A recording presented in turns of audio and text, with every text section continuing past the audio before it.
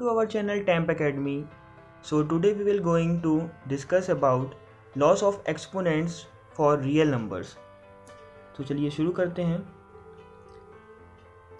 Loss of exponents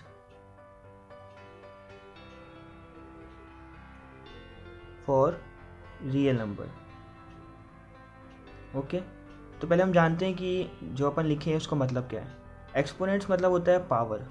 ठीक है, जैसे a to the power 3, 3 to the power 2.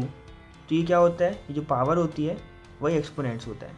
ठीक है, तो अब लेट कर लेते हैं जैसे a और b हैं.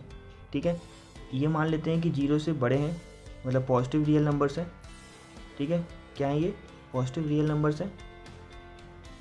और यहाँ पे m और n बताऊँगा आगे चल के कि m और n और a और b क्या है. ठीक है, अभी अब लेट कर लेते हैं कि m और n क्या है, एक इंटीजर है, bn इंटीजर.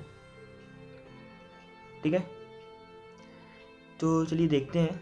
जैसे कि a to the power m लिखा है into a to the power n है. ठीक है, तो इसलिए उसका आंसर आएगा वो क्या आएगा, अगर बेस सेम है, ये बेस होता है a. ठीक है, और ये पावर मतलब एक्सपोनेंट्स. ठीक है, तो अगर बेस सेम है तो जो मतलब पावर में ये m लिखा है और ये पावर में n लिखा है तो एडिशन हो जाता है इन दोनों का. कैसे, जैसे a to the power m plus n हो जाएगा.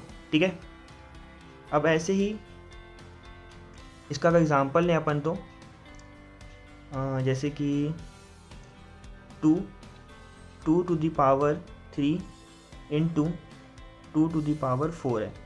ठीक है, तो जो पावर है इनकी, जो पावर है 3 और ये 4, वो क्या हो जाएगा, इनका एडिशन हो जाएगा क्योंकि बेस सेम है.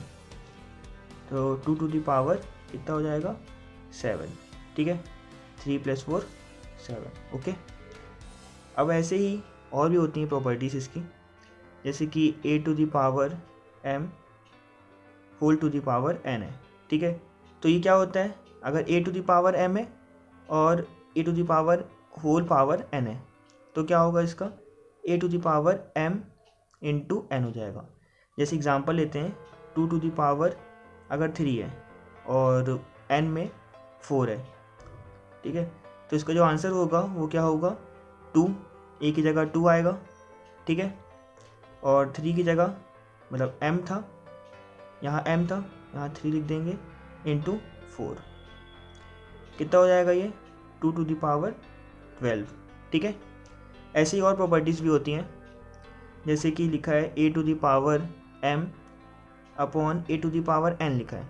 ठीक है, तो इसका क्या हो जाएगा, a टू द पावर, अगर बेस सेम है तो, अगर बेस सेम है इसलिए a सेम है तो क्या हो जाएगा m टू द पावर, मतलब a to the power m minus n हो जाएगा. ठीक है, अब ऐसे ही एक और होती है प्रॉपर्टी, मतलब और होती हैं, जैसे कि a to the power m है into b to the power अगर m है. ठीक है, तो क्या हो जाएगा, अगर बेस सेम नहीं है तो ऐसे लिख देंगे ab, और पावर सेम है तो ये क्या हो जाएगा, power whole to the power हो जाएगी. ठीक है, अगर बेस सेम नहीं है तो. अब ऐसे ही हाँ, एक और चीज़ बताना चाहूँगा आपको, जैसे अगर a टू द पावर अगर 0 लिखा है.